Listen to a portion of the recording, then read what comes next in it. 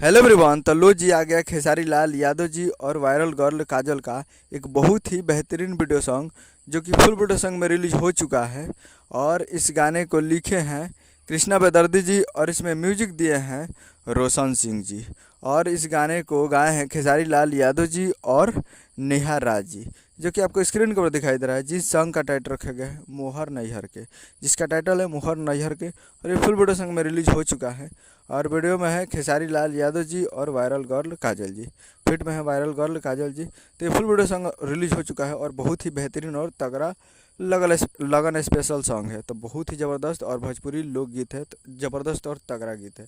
तो आप लोग अभी तक इस वीडियो सॉन्ग को नहीं देखे हैं तो आप लोग जाइए और जाकर सुर music world present Bhojpuri YouTube channel पे फुल वीडियो सॉन्ग को जाकर देख सकते हैं। तो सुर music world present Bhojpuri YouTube पे चैनल पर जाइए और फुल वीडियो सॉन्ग को देखिए और प्यार दीजिए।